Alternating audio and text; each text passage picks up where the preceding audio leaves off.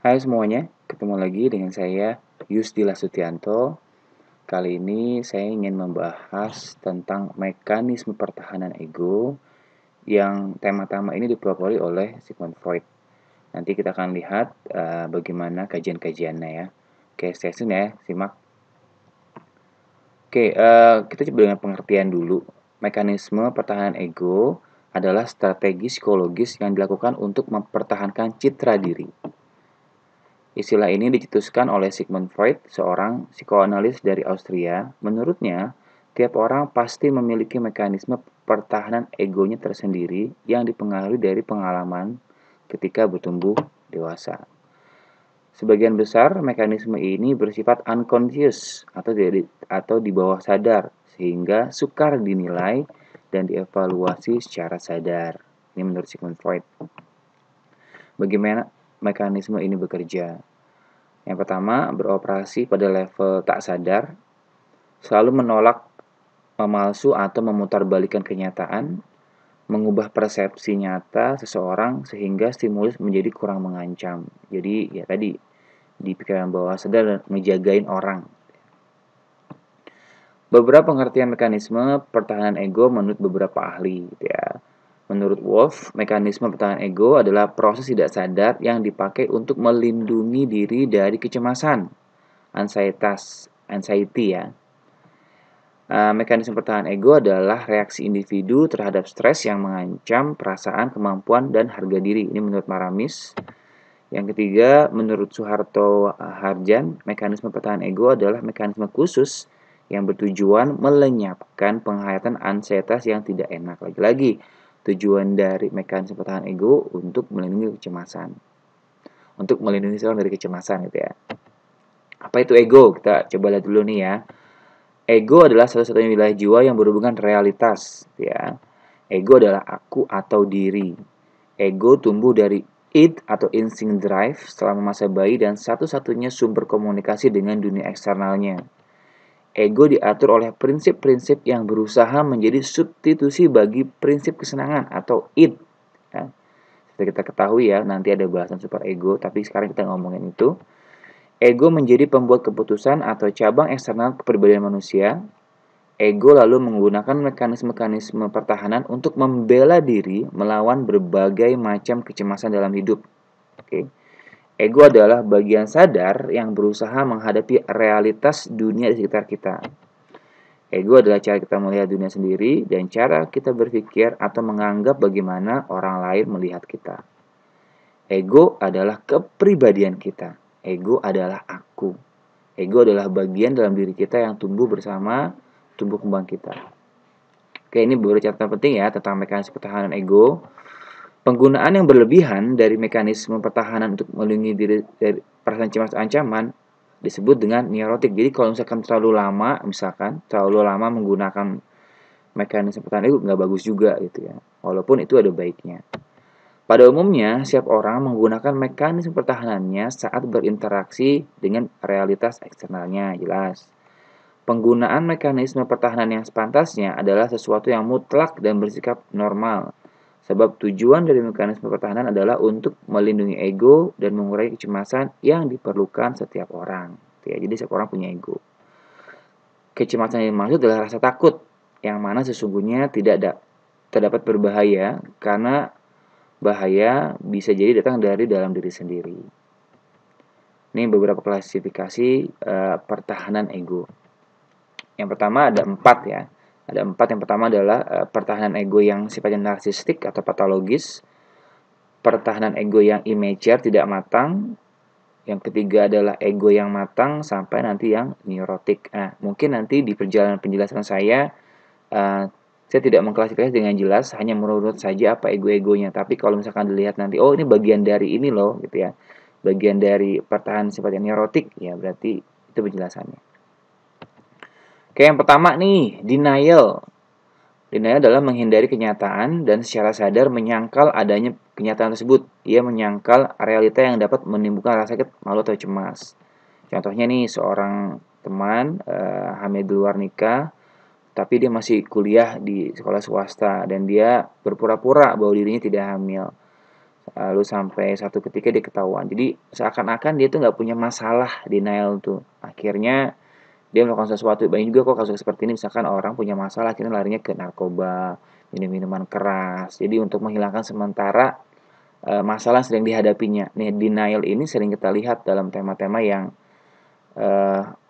ya orang mencoba untuk healing gitu kan dengan hal-hal yang nggak membantu. Ini adalah mekanisme pertahanan ego yang ngejagain diri seorang tersebut ya. Denial yang kedua adalah represi, merupakan bentuk pertahanan ego yang menyingkirkan pikiran-pikiran atau ingatan yang tidak diinginkan. Ia akan sengaja melupakan kenangan atau pikiran tidak menyenangkan atau tidak sesuai dengan keinginannya. Jadi ditekan nih, pengalaman nggak menyenangkan, nggak mau dibahas, ditekan. Makanya itulah ada konsep namanya trauma. Makanya orang sensitif itu biasanya dia menekan pengalaman yang nggak menyenangkan, direpresi. Contohnya tadi eh, ada teman SD dan SMA dia mencuri barang karena sakit hati saya ingin melupakannya, tapi saya akan tetap ingat itu gitu. Hal-hal yang dilupakan disimpan di pikiran bawah sadar, tapi ketika tema itu muncul kembali ya otomatis akan terganggu. Ya, pengalaman trauma atau luka batin biasanya dalam tema-tema ini gitu ya. Lalu ada reaction formation merupakan mekanisme yang pertahanan ego dengan bertingkah laku berlebihan yang langsung bertentangan dengan keinginannya atau perasaan yang sebenarnya. Jadi misalkan orang melarang melakukan apa ya, melakukan hal negatif, tapi sementara di dalam dirinya pengen melakukan seperti itu gitu. Orang misalkan dilarang melakukan menonton film porno misalkan, tapi dia melakukannya gitu. Jadi kalau contoh di sini adalah ketika saya menyukai seorang cowok, ini kan contohnya dari buku, mengungkapkan perasaan sebenarnya saya memilih untuk mengungkapkannya. Tapi daripada saya mengungkapkannya suka sama itu, saya bilang kamu tuh jelek, kamu tuh jelek, pada saya suka gitu loh. Jadi mengatakan sesuatu yang tidak sebenarnya. Oke, ini reaction information. Lalu adalah proyeksi, merupakan mekanisme pembelaan ego yang berlawanan dengan introyeksi, di mana menyalahkan orang lain atas kesalahan-kesalahan atau kekurangan diri sendiri, keinginan impuls atau impuls sendiri gitu ya. Ini menyalahin orang lain, proyeksi. Dini tidak suka dengan Dana karena dia suka berbohong dan marah-marah, tetapi Dini menuduh Dina yang tidak suka dengan sikap tersebut. Di sini Dini menuduh Dina yang tidak suka dengan sikap Dana, padahal dia sendirilah yang tidak suka dengan sikap Dana. Jadi kita seakan-akan nyalain orang lain gitu loh kan, padahal sebenarnya kita yang salah. Proyeksi. Acting out, ekspresi berlebihan dan ekstrim dari pemikiran dan perasaan, tindakan luar dan meledak, meluka diri sendiri, tidak bisa menahan gejolak emosional. Acting out, melakukan atau memerankan. Ketika seorang marah, alih-alih mengatakan kamu membuatku marah, justru memilih untuk membanting pintu untuk menunjukkan kemarahannya. Jadi ya marah dengan apa ya, dengan sangat ekstrim gitu, acting out. Oke, avoidance, menghindari adalah bentuk mekanisme pertahanan diri yang paling umum, menghindari tema tertentu. Kalau ada orang cemas, dikasih tugas, dia nggak mau gitu kan. Dia suruh berlatih nggak mau, dia malah nggak masuk, bolos dalam pelajaran karena nggak suka gitu. Atau kita nggak suka ketemu sama seseorang, untuk menghindari orang tersebut ya kita nggak mau ketemu. Avoidance ini standar sekali. Displacement, pengalihan, adalah mekanisme yang melampiaskan emosi kepada objek atau individu kurang berbahaya atau kurang mengancam dibanding dengan objek atau individu semua. Contohnya nih, kalau misalkan kita dimarahi dosen di kampus gitu kan, tiba-tiba karena marahnya masih ada, akhirnya melampiaskan kemarin kepada adik. Ini biasanya kalau pekerja karyawan kantoran ada masalah di kantor, lalu dia belum melepaskan itu, belum releasing, orang di rumah bisa dimarahin. Displacement, perubahan area untuk dimarahin lah yang lebih nggak berbahaya lah gitu kan. Displacement. Lalu regresi merupakan mekanisme pembelaan ego yang kembali ke tingkat perkembangan dahulu. Ini kembali ke masa anak-anak, biasa kayak seperti itu. A berumur 8 tahun saat memiliki adik baru, ia semakin manja dan meminta suapin pada ibunya dan dia lapar dan suka mengompol hal ini karena ia masih cemburu terhadap ibunya terlalu mengkhawatirkan adiknya. Jadi regresi seakan-akan kembali ke masa ingin diperhatikan gitu, ingin manja-manja itu. Ini terjadi sama anak-anak.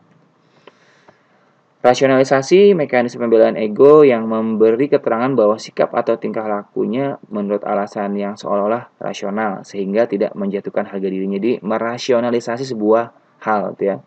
Seorang pemuda contohnya berniat mendekat seorang gadis yang cantik menarik hatinya, tapi takut cintanya ditolak, maka si pemuda kemudian mengurungkan niatnya. Dan ketika ditanya oleh temannya kenapa tidak menjadi menikah si gadis, dia memberikan alasan bahwa gadis tersebut tidak menarik. Jadi merasionalisasikan sebuah pemikiran hanya karena khawatir ditolak atau hanya karena khawatir tidak mendapatkan hasil yang ingin dicapai. Itu sering terjadi dalam kehidupan kita sehari-hari ya. Rasionalisasi, kalau mau dihubungkan dengan orang mau dihipnosis ya biasanya karena takut terancam ya dia nggak mungkin nih, nggak bisa kalau hipnosis. Intelektualisasi tidak seperti mekanisme pertahanan diri lainnya. Intelektualisasi justru sebaliknya, mekanisme ini mengabaikan komponen emosional suatu situasi dan memikirkan secara analitis, jadi lebih ke intelektual ya, jadi nggak pakai emosi. Ketika seorang butuh pacarnya ya kan mungkin banyak alasan rasionalnya daripada fokus dengan perasaan sedih atau sakit hatinya. Intelektualisasi jadi oke, ini kayaknya mencari penguatan dengan tema-tema intelektual. Lalu sublimasi merupakan dorongan kehendak atau cita-cita yang tak dapat diterima norma-norma di masyarakat, lalu disalurkan menjadi bentuk lain yang lebih dapat diterima, bahkan ada yang mengaguminya. Sublimasi, penggantian, perubahan emosi ke bentuk lain. Sepupu saya, Pani, berusia 8 tahun dan sangat usia di rumahnya, ia selalu mencoret-coret dan mengotori tembok dengan segala sesuatu yang bisa coret-coret. Sehingga orang tuanya mengalihkan kebiasaan Pani dengan mendaftarkan ke tempat kursus melukis, sehingga ia mengekspresikan dirinya lewat tulisan atau tidak mencoret lagi. Jadi, sublimasi itu penggantian kegiatan. Daripada dia melakukan seperti ini yang gak baik, ya kita arahkan ke yang lain. Ini bagus buat siswa-siswa ya. Lalu kompensasi, mekanisme pembelaan ego dengan menutupi kelemahan dengan menonjolkan kemampuannya atau kelebihannya gitu kan. Jadi kita punya kelemahan gitu, tapi kita punya keahlian, ya itu yang kita tonjolkan. Contoh seorang pelajar tingkat SMA jarang belajar dan suka keluyuran dengan temannya. Dia kurang mampu dalam mengikuti pelajaran di sekolah, tapi dalam olahraga dia lebih menonjol dan selalu membawa sekolah juara basket. Jadi dia punya kelemahan, tapi ya tertutupi dan ditutupi. Ya dia menonjolkan kemampuan kelebihannya. Ada pesawat lewat nggak apa-apa ya. Selanjutnya adalah introyeksi, merupakan mekanisme pertahanan ego yang juga merupakan bentuk sederhana dari identifikasi di mana nilai norma-norma dari luar diikuti dan ditaati, sehingga ego tidak lagi terganggu oleh ancaman-ancaman dari luar. Contohnya, A benci pada B karena telah mengkhianati cintanya. Akan tetapi A merasa bersalah dan menyesal karena A dulu juga pernah mengkhianati cinta B. A sekarang merasa bersalah atas sikapnya pada B dulu. Jadi ini ya pertahanan ego yang sederhana itu kan, jadi merasa terancam gitu. Lalu ada undoing, merupakan tindakan atau komunikasi yang menghapuskan sebagian dari tindakan atau komunikasi yang sebelumnya. Ketika saya masih kecil saya dipukul oleh ayah saya, tapi kemudian ayah saya merasakan menyesal dan membelikan saya uang jajan gitu kan. Sama nih kayak pasangan-pasangan marah-marah, akhirnya dia minta maaf dan memberikan sesuatu. Ini kalau dalam tema-tema psikoterapi disebut secondary gain, ada keuntungan tersembunyi sehingga akhirnya hal yang sebelumnya saya bisa hapus. Fantasi, tindakan melamun atau berhayal untuk melakukan pelarian dari kenyataan dengan memperoleh kesenangan atau kepuasan yang bersifat khayal atau tidak nyata. Ya berimajinasi gitu kan. Jadi frustasi dan depresi karena jomblo, kemudian berhayal punya pasangan dan kemudian seakan-akan dia menikahi pasangan tersebut ya, misalkan tadi menikah dengan boneka. Jadi karena tadi ada ancaman takut ditolak, akhirnya ya lagi-lagi dia melakukan fantasi. Supresi adalah suatu proses yang digolongkan sebagai mekanisme pertahanan, tapi sebelumnya merupakan analog represi yang disadari. Pengesampingan yang disengaja tentang suatu bahan dari keseharian seseorang kadang-kadang dapat mengarah kepada represi yang berikutnya. Tadi ada represi, ada supresi. Seseorang pada saat mengerjakan tugas kuliah yang menumpuk, ia terus memikirkan suatu acara favoritnya sehingga mengganggu pekerjaan, tetapi dia tetap melanjutkan menyelesaikan tugasnya terlebih dahulu dan melupakan acara favoritnya hingga selesai. Jadi dia punya pemikiran gitu kan, akhirnya keinginan itu ditekan dulu sementara untuk menyelesaikan hal yang lebih penting. Ini dilakukan sama kita setiap hari. Identifikasi di mana seseorang mempertinggi harga dirinya dengan mempolakan dirinya serupa dengan orang lain yang diidolakan. Kemudian berusaha menyamakan penampilan, dandanan dan berbicaranya maupun logatnya. Identifikasi ini ya kita meniru seseorang seakan-akan orang tersebut adalah bagian dalam diri kita gitu ya kan. Seorang wanita yang ngefans sama idolanya Syahrini, dia berdandan mengikuti ala makeup Syahrini dan menggunakan tas, aksesoris, sepatu yang sering dipakai oleh Syahrini. Selain juga meniru-niru gaya-gayanya Syahrini. Jadi identifikasi ini terjadi setiap hari lah kalau kita punya idola. Disosiasi dengan cara memutuskan atau mengubah beban emosi dalam dirinya. Pemisahan suatu kelompok proses mental atau perilaku dari kesadaran dan identitasnya. Salah satu cara menghadapi ansietas adalah dengan memindahkan dari objek yang mengancam kepada objek yang lebih aman. Seseorang yang contohnya seorang yang sedih ditinggal mati oleh kekasihnya, kemudian ia menghibur dirinya sendiri dengan mengatakan sudah takdirnya atau sekarang dia sudah bahagia di surga. Jadi seakan-akan sudah lepas gitu ya. Daripada dia tetap mikirin itu, mendingan dia berpikir yang lebih nyaman. Fiksasi adalah dalam kehidupan individu yang merupakan situasi menekan yang membuatnya frustasi dan mengalami kecemasan, sehingga membuat individu tersebut merasa tidak sanggup lagi untuk menghadapinya dan membuat perkembangan normalnya terhenti untuk sementara dan selamanya. Dengan kata individu menjadi terfiksasi, berhenti dengan satu tahap perkembangan, kata berikutnya penuh dengan kecemasan. Jadi fiksasi, ada yang namanya fix ego, dia diam saja, aku udah begini gitu ya.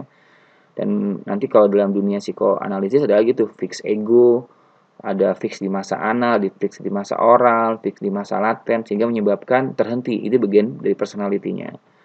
Pasangan suami istri yang sudah menikah masih tinggal bersama orang tuanya dengan alasan tinggal bersama orang tuanya lebih aman daripada tinggal di tempat lain. Jadi karena dia sudah nyaman dengan cara berpikir ini, sudah nyaman dengan situasi ini, makanya dia enggan. Karena kalau dia keluar dari zona itu, ya tadi, dia khawatir ada ancaman. Negativisme, proses perangan pasif maupun aktif terhadap keharusan terhadap dirinya dengan melakukan hal yang kebalikan dengan seharusnya. Contohnya nih, seorang anak disekolahkan oleh orang tuanya di sekolah X, namun karena tidak suka bersekolah di sekolah tersebut, karena gurunya atau karena apapun, akhirnya dia sering bolos.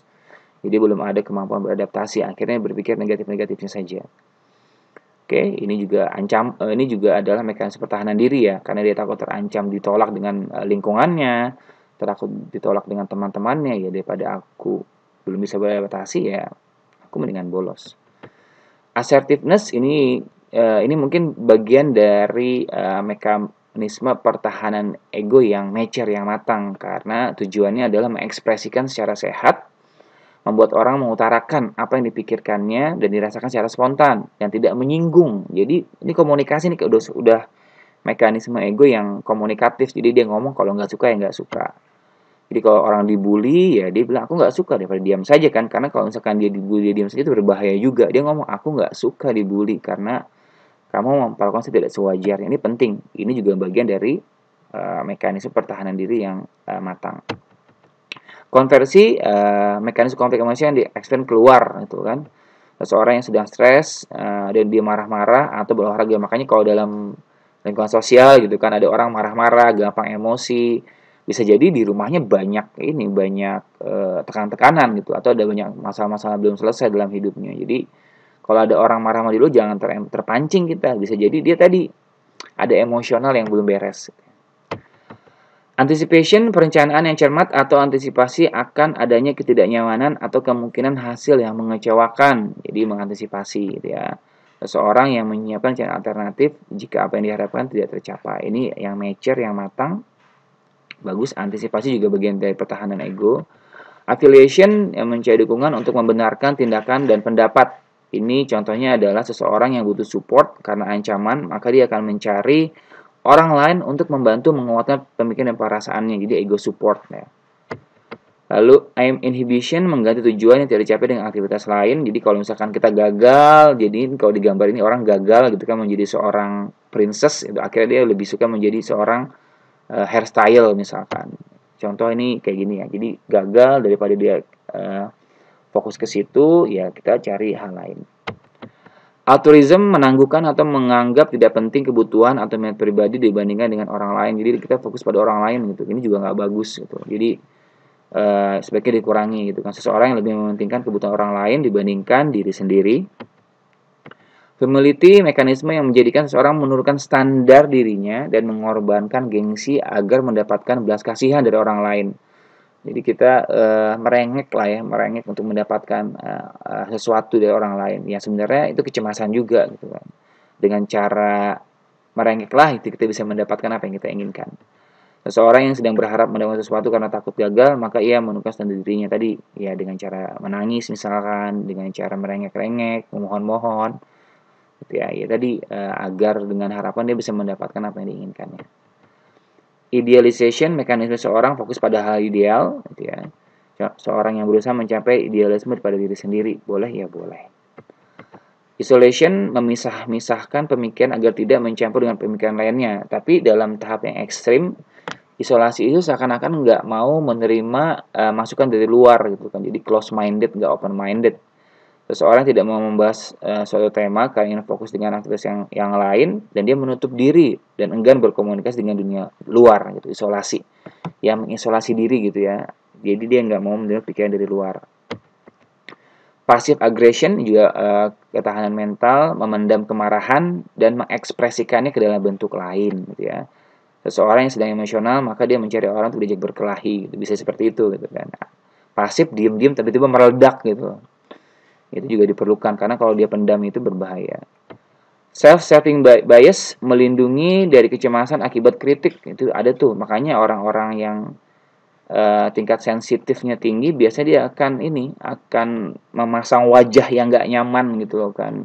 Atau gampang marah, karena dia nggak suka dikritik. Karena bisa jadi tema-tema yang dikritik itu tema-tema yang dia pernah represi. Lagi-lagi keadaan mengancam membuat dia berekspresi yang tadi ya misalkan jutek dan segala macamnya, itu bisa juga ya. Seorang yang diam dan diajak kritik dalam berkomunikasi padahal dia nggak mau dikritik.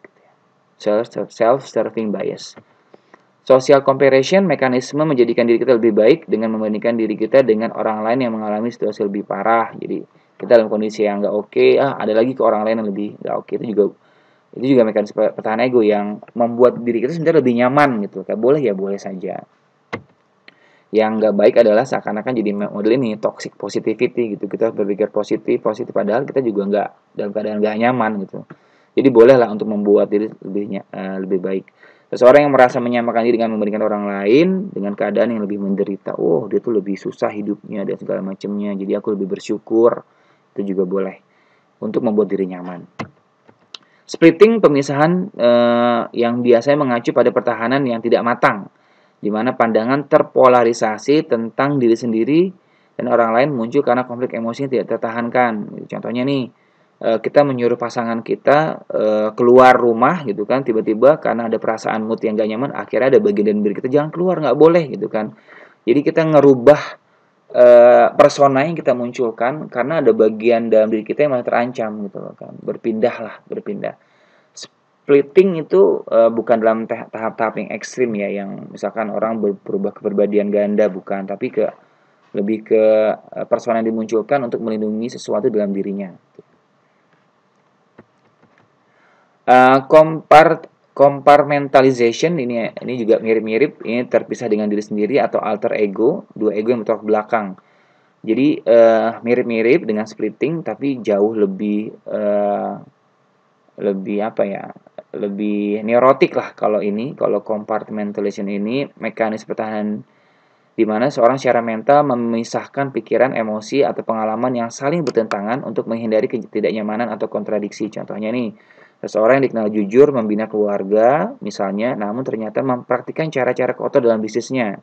Jadi integrity, dalam kejujuran yang diterapkan dalam kebijakan tidak berlaku dalam bisnis. Jadi dalam bisnis dia boleh jujur, dalam agama dia boleh jujur, tapi di bisnis enggak gitu kan. Seolah-olah ini dua perangkat kesadaran di dua konteks yang memperlakukan nilai yang berbeda, padahal ya kalau mau jujur adalah dalam semua hal. Jadi dia menggunakan topeng A ketika dalam tema apa, dia menggunakan topeng A ketika dalam tema spiritualisme jujur, tapi di dalam bisnis enggak. Ini juga yang terjadi gitu.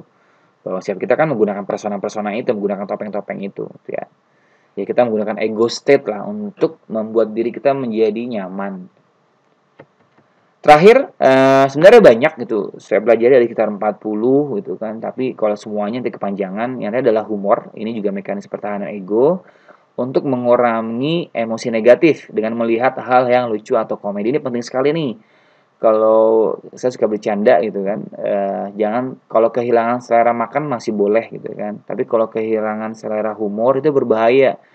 Orang jadi sangat sensitif banget. Dia tidak bisa melihat lagi mana hal yang bisa membuat dirinya membahagiakan atau lucu. Minimal dengan mentertawakan diri sendiri gitu, kenapa serius banget, itu ngebantu. Kata Freud juga bahwa humor adalah salah satu mekanisme pertahanan ego yang terakhir yang nggak boleh hilang dalam diri manusia. Karena kalau itu hilang, orang bisa tenggelam dalam usaha self harm, bunuh diri dan segala macamnya gitu ya. Jadi humor ini adalah kemampuan untuk membuat hal yang lucu pada diri sendiri, pada situasi tempat individu yang berada, yang merupakan bagian dari jiwa yang sehat. Jadi kalau masih bisa ketawa, itu sehat. Karena itu bagian dari pertahanan diri untuk melindungi bagian diri yang terancam. Jadi contohnya adalah orang melihat film lucu lalu menertawakan diri sendiri karena emosi yang berat itu masih ada gitu. Boleh ya boleh.